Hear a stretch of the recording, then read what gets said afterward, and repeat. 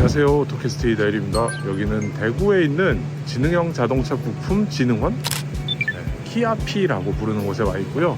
여기서 바로 뒤에 보이는 QM6를 타고 테스트 트랙에서 뭔가를 해보기 위해 왔습니다.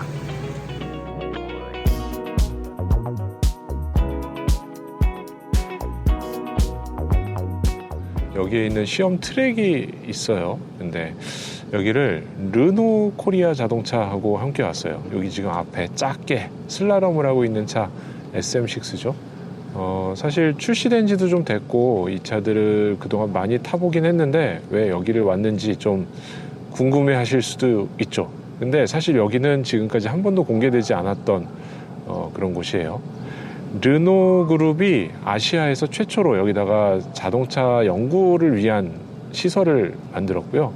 대구에서 먼저 이 시설을 만들었는데 르노 그룹이 MOU를 맺으면서 2017년에 이곳에 필요한 설비들을 추가하면서 이런 테스트 코스들이 완성이 된 거죠.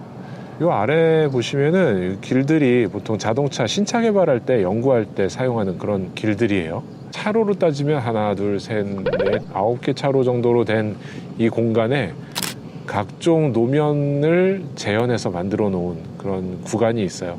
그래서 보통 현대자동차 그룹 같은 경우는 자체 시설에서 이거를 테스트를 하고 있고요. 르노도 사실 유럽에 이런 연구소가 있죠. 그래서 예전에 르노 삼성 시절에 출장 갔을 때 그런 연구시설을 잠깐 들여다보기도 했었는데 우리나라 대구에도 르노 자동차 코리아에 이런 시설이 있다는 걸 처음 알았네요. QM6, XM3, SM6 이 차들을 여기서 상당히 많이 개발을 했다고 해요. 그러니까 그 개발 과정을 한번 따라서 저희가 운전을 해보면서 이런 면에서는 뭐 장점이 있고 이런 거는 어떤 포인트에 주안점을 두고 개발을 했다, 이런 얘기들을 좀 들어보는 시간을 갖게 됐습니다. 지금 편집을 하다가 몇 가지 내용 추가를 하기 위해서 다시 카메라를 켰는데요. 이날 행사장에는 르노 코리아 자동차의 연구소에서 나오신 분들이 직접 코스도 보여주셨고 설명도 해주셨고 간단한 Q&A들을 할 수가 있었어요. 그런데 보통 우리가 생각하면은 이 테스트 주행 프로빙 그라운드라고 하는데 이곳을 한국의 르노 삼성과 유럽의 르노가 같은 차를 개발하기 위해 사용을 했었잖아요. 그런 의미에서 본다면 우리나라에서 이거를 굳이 테스트하는 이유가 있을까? 그런 질문이 있었는데 거기에 대해서는 르노는 전 세계에 수출을 하고 있기 때문에 현지 국가의 사정에 맞춰서 테스트하는 것들이 꼭 필요하다, 이런 얘기가 있었고요. 두 번째로는 그렇다면 같은 XM3, QM6, SM6인데 어떤 차이가 있는가에 대한 질문을 했었어요. 그랬더니 그 내용에 대해서는 유럽하고 우리나라의 그 도로 사정이 다르고 현재 사람들의 반응도 다르고 하기 때문에 유럽하고 한국에서 동시에 같은 차를 판매하는 르노 그룹 입장에서는 세팅을 좀 다르게 가져간다는 거예요. 이건 대부분 다른 자동차 회사들도 비슷하게 하는데 우리나라에서는 요철도 있고요. 그리고 도로 사정 같은 걸 고려하고 그리고 타는 주로 구매자층의 성향을 파악을 해서 조금 더 물렁물렁하게 말랑말랑한 승차감을 가진 차로 만들었다는 거고요. 유럽에서 판매하는 똑같은 차종 QM6나 XM3, SM6 이런 차종들은 유럽에서는 조금 더 단단한 승차감을 가지도록 이렇게 튜닝을 하고 있다고 합니다. 하드웨어적으로 크게 다르다 이런 건 아니고요. 튜닝 값을 좀 더 말랑말랑한 쪽으로 가져간다고 해요. 실제로 이 튜닝을 맡은 연구원분께 제가 이런 질문을 했더니 대략 이런 답변이 나왔어요. 제가 카메라를 아래로 들고 있어가지고 잘 녹음이 다 안 됐는데. 궁금한 건 우리나라 요철 많다 그러잖아요. 네. 그것도 따로 뭔가 예, 스피드 범프하고 기타 이런 캐치아이나 이런 것들 때문에 저희가 쇼바 이쪽 밤새력을 이제 pom프하고 리바운드로 나눠가지고 네. 펌프 쪽에 좀 신경을 쓸 수밖에 없어요. 그럼 그 튜닝 값이 한국과 유럽과 다릅니다. 이게 다 다르게 네. 한국이 더 말랑한가요? 타이어도 그렇고. 그러니까 어쩔 수 없이 그게 국산차가 좀 말랑하다는 느낌이 그게 그런. 네, 그쪽 멤버들도 그렇게 이미 다 알고 있어요. 저희가 따로 튜닝을 할 수밖에 없는 거예요. 그렇군요. 그래서 이날 행사에서는 이렇게 연구원분들이 함께 계셨고 같이 계속 세션 끝날 때마다 얘기를 할 수 있어서 궁금했던 거 이런 것들을 좀 Q&A를 바로바로 할 수 있었던 그런 장점이 있었던 것 같아요. 이 차가 몇 가지 특징이 있죠. 이거는 CVT 변속기를 사용을 하고 있고요. LPG를 연료로 사용한다는 거, 엔진이 아니라. 그러다 보니까 뭔가 좀 가솔린에 비해서 출력이 떨어지지 않을까, 뭐 힘이 없지 않을까, 이런 걱정들을 하실 수도 있고요. CVT 변속기를 사용하는데 이 변속기가 좀 둔하다, 멍청하다, 이런 선입견들이 좀 있죠. 이 차가 LPG를 사용하는 SUV긴 SUV인데 좀 뭔가 도심형 SUV라고 해서 이런데 등판 능력이나 오프로드 능력 이런 게 떨어지지 않을까 걱정을 할 수 있는 거죠. 시구역이라고 생긴 거는 등판로네요. 등판로. 자, 20% 경사를 올라갑니다. 잘 올라가겠죠. 동네 언덕길 같은데. 근데 여기 흰색의 선에 섰다가 멈춰 섰다가 완전히 멈췄죠? 브레이크 발을 떼고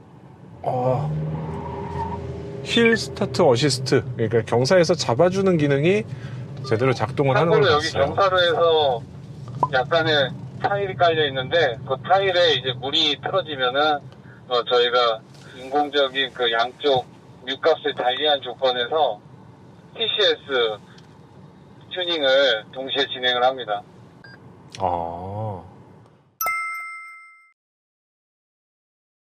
오프로드 코스라고 만들어놨는데 그냥 옆에 있는 공터를 올라가는 거예요. 이게. 참고로 여기 오프로드는 르노 스탠다드에 따라서 저희가 임의로 만든 숏 오프로드 코스고, 여기서 4x4 시스템, 타이어, 로드 홀딩 능력 등 여러 가지 확인 시험을 실시하고 있습니다. 그러니까 이게 그냥 만든 게 아니라 경사랑 이런 게 다 이유가 있는 거네요. 멈췄다 출발하니까 막 미끄러지면서 다시 출발하는 거를 보여주고 있어요.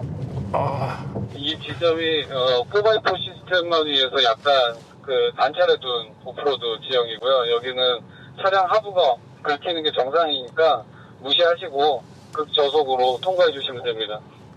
긁혀! 으악! 이런 테스트도 한다는 거군요.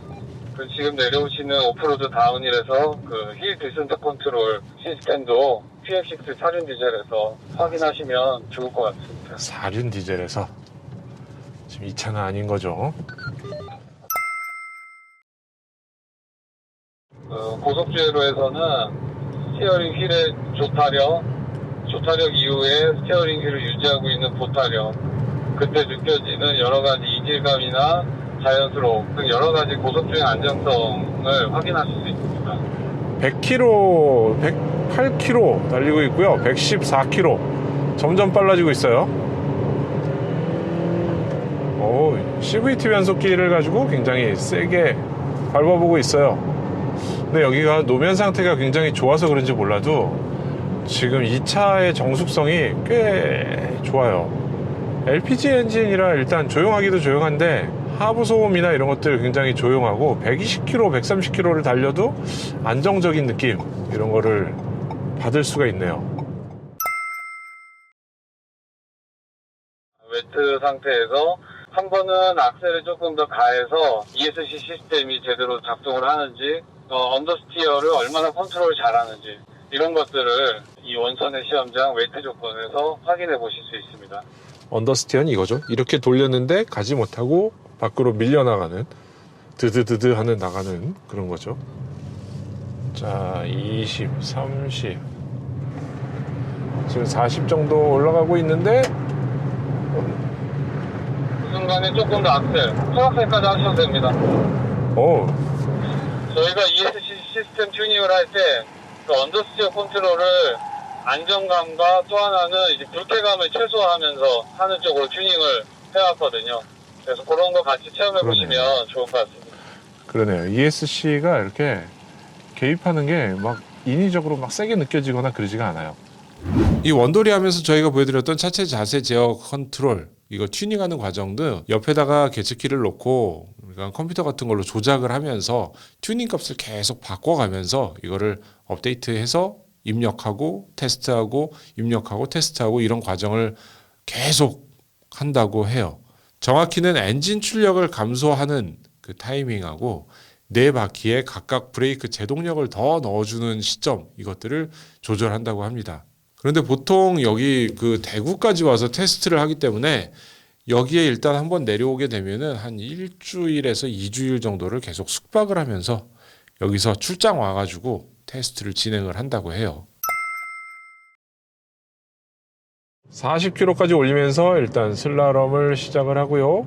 일로 들어갔다 저속 슬라럼. 예, 앞쪽에 그 롤 특성, 그다음 뒤에가 얼마나 잘 따라오는지, 그때 스티어링 어떤지 봐주시면 되고요. 그다음 가속해서 속도 70 정도에서 제동. 예, 잘하셨습니다. 이 QM6가 사실 이런 데서 많이 해볼 기회는 없었는데, 근데 해보니까 굉장히 모든 게 부드럽네요.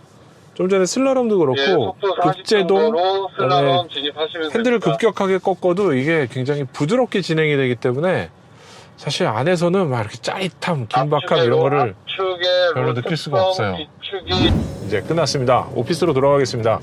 QM6는 생각보다 재밌는 차. 근데 별로 안에서 느끼기는 힘든 차네요. 편하게 탈 수 있게 세팅을 한 것이라 그 결과 때문에 그렇게 됐다라고 생각이 되고요. 그동안 일반 도로에서 타면서 느꼈던 편안한 느낌, 그게 왜 이렇게 나왔는지를 조금 해석할 수 있는 시간이었던 것 같아요. 고생하셨습니다. 이건 엄마가 애기들이랑 타기에는 정말 최고의 차가 아닐까? 저렴하지, 공간 넓지, 편하지. 네. 여기까지 테스트 주행을 마치도록 하겠습니다. 끝!